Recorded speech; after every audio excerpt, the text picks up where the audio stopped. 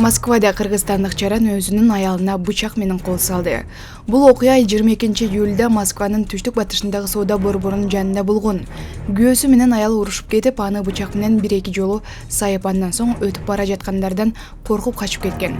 Жаралануучу ооруканага жаткырылып, учурда ооруканада жатат. Ал эми күйөөсү кармалып, адам өлтүрүүгө аракет кылуу беренеси боюнча кылмыш иши козголду. Жубайлардын экөө тең 22 жашта жигит Кыргызстандын жараны, кыз дагы кыргызстандык, бирок орус жарандыгы бар. Маалымат булак, маалымат KG. Исаковдун Мерседеси Гүлбаев менен байланыш. Анвар Мамбетовдун иши токтотулду. Айчурок соода түйүнүнүн ээси Анвар Мамбетовго карата кылмыш иши токтотду. Бул тууралуу УКМК билдирди. Маалыматта анын уюшкан кылмыштык топ менен байланышы жоктугу далилденгени айтылат. Белгилей кетсек, Анвар Мамбетов Габбазов мурдак фамилиясы. Кылмыштык топту каржылоого айыпталып, ага эл аралык изилдөө жарыялаган. Анда УКМК Айчуректин ээси маркум Камчы Гүлбаев менен байланыштырган. Ал Крим төбөлгө брондолгон Mercedes-Benz 222 унаасын бергендиги айтылган. Ал унааны Камчы Гүлбаев 2020 октябрда экс-премьер-министр Сапар Исаковго тартылып, атка минер аны менен аянттан качкан. Анвар Мамбетовдун Казакстандын экс-президенти Нурсултан Назарбаевдин агасы Болот Назарбаевдин чөйрөсүндөгү кишилер менен мамилеси тууралуу дагы айтылып келет. 2004 Бишкекте анын атасы Илшат Габбазов атып өлтүрүлгөн. Бир тууганы Рустам Габбазовду дагы криминалдык чөйрө менен байланыштырышат. Маалымат булак, репортер KG. Милиция Тажикстанга 21 баш бодомал өткөрүүгө аракет кылгандар кармалды. Баткенде Тажикстанга аткезчилик жол менен бодомал өткөрүүгө аракет кылган жарандар кармалды. Бул тууралуу облустук милициянын басма сөз кызматы билдирди. Маалым болгондой, жаран 21 июлда өзгөндөн 21 баш бодомал сатып алып, аларды Тажикстанга аткезчилик жол менен өткөрүүнү пландаган. Ал айдоочу жалдап Баткен районунун Карабак айылына алып барсаң, сени балдар күтүп алат деп жөнөткөн. Ошол эле күнү алар кыргыз-тажик чек арасында малды унаадан түшүрүп бакка байлап жатканда милиция менен чек арачылар келип калган. Ошол учурда 2 адам качып кеткен. Күч түзүмдөрүнүн кызматкерлери шектүү менен айдоочуну колго түшүргөн. Аталган факты боюнча кылмыш иши козголгон. Бул ишке тиешеси бар адамдардын бардыгы милицияга жеткирилип, суракка алынган. Шектүү катары жана экинчи жаран убактылуу кармоочу жайга камакка алынган. Учурда тергөө иштери уланууда. Маалымат булак, репортер KG. Өзбекстанда дарбыздар өтпөй малга бере башташты. Өзбекстанда дыйкандар Урматтуу Москва шаарындагы мекендештер, Умбем клиникасы төмөнкү кызматтарды сунуштайбыз. Педиатр, гинекология, стоматология, неврология, хирургия, кардиология, лор, УЗИ жана башка. Андан тышкары массаж жана бардык лабораториялык анализдер. Толук маалымат +7 925 103 22 77. Биздин дарек Москва шаары, метро Нахимовский проспект, Сивашская 7, корпус 2. Сиздин ден соолугуңуз биздин камкордук. Өздөрдү талага таштап же малга тоют үчүн чогултушууда. Бул өлкө ичинде жана Борбор Азия өлкөлөрүндө дарбызга суроо талаптын жоктугунан болуп жаткандыгын өзбек басылмалары жазып чыгышты. Фастфуд агенттигинин маалыматына ылайык, Өзбекстандын базарында жаңы дарбыздын дүң баасы төмөндөтүлгөн. Балардын рекорддук көрсөткүчүнөн ылдыйлап килограммы 8 центти түздү. Бул баталадан терилип келип базарга сатыкка коюлгандагы сумма болуп жатат.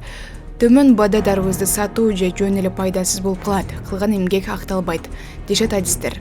Баанын төмөндөшүн жана Өзбекстанда дарбызга суроо талаптардын дээрлик жоктугунун негизги себептеринин бири Орусияга экспорттун аздыгы. Анткени ал жакта дарбызга болгон баа түшүп, жеткирүү акталбай жатат. Маалымат булак, Супер KG. Assalomu alaykum akalar, ukalar, chorvash bo'lganman. Dehqon akalarimizga rahmat mana. Hovuzlar tushirib berishingizga. Mo'llar beryapmiz. Mo'llar duoda akalar. Maza qilishyapti mana. Chay qilishyapti. Mo'llar ham xushyorlikka o'tdi mana. Po'chag'ini yeyishmayapti uyu. Shikovalar bo'lsa mana hovuz beringlar shekillarga, ichlari yuviladi, glyukoza tozalanadi. Fermer akalarga tavsiya qilaveramiz hozir. O'rzorlik paytda to'g'rizlar. Maza qilishyapti. Suti ham ko'payib ketadi.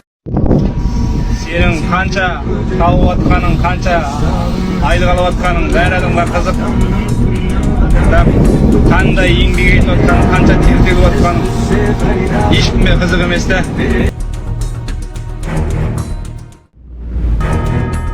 Баткенде дагы жол эрежесин бузгандар дрон менен көзөмөлдөнүп жатат. Бул укманы азырынча Ош Баткен Разаков жолунда сынап жатышат. Буга чейин дрон Бишкек Нарын Торгар жолун көзөмөлдөөгө коюлган эле. Жол кыймылынын коопсуздугун камсыздоо башкы башкармалыгынын долбоору байкоодон тесттик режимден өтүп жаткан учурда айыппул салынбай тургандыгын белгиледи. Бирок инспекторлор эреже бузгандарды токтотуп түшүндүрүү иштерин жүргүзөт. Баткен областык ички иштер башкармалыгы боюнча жол кыймылынын коопсуздугун камсыздоо бөлүмүнүн кызматкерлери тарапынан Ош Баткен Разаков эл аралык жолунда атайын тесттик режиминде жолдун кысылтарын алдын алуу жана ошондой эле адам өлүмү менен коштолгон оор кесепеттерди кыскартуу максатында жол эрежесин одоно бузган айдоочуларга дрон менен байкоо жүргүзүп, аларга жол эрежесин сактоо боюнча профилактикалык иштерди жүргүзүүдө. Бишкектиктер унаасын каалаган күнөө айдай албайт, мэрия чектөө сунуштады. Бишкек мэриясы Борбор калаада жана Ош шаарында унаалардын жүрүшүнө чектөө сунуштады. Коомдук талкууга коюлган токтом менен жол тыгындарын 20% азайтуу каралат. Ага ылайык шаарда автоунаа номурундагы акыркы саны боюнча иш күндөрү саат 7:00дон 21:00го чейин кыймыл чектелет. 1 жана 2 дүйшөмбү күнү, 3 жана 4 шейшемби, 5 жана 6 шаршемби, 7 жана 8 бейшемби, 9 жана 0 жума күндөрү жолго чыкпайт.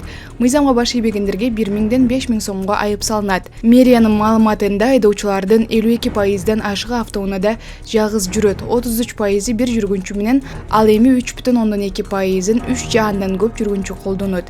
Эскерте кетсек, мэр Айбек Чунуршалиевге 2024-жылдын 1-кварталына чейин жол тыгынын жоюу тапшырмасы берилген. Бирок кала башчысы апрель айына чейин аны аткарган жана ал үчүн кызматтан алынган дагы жок. Маалымат Булак репортер Кейжей.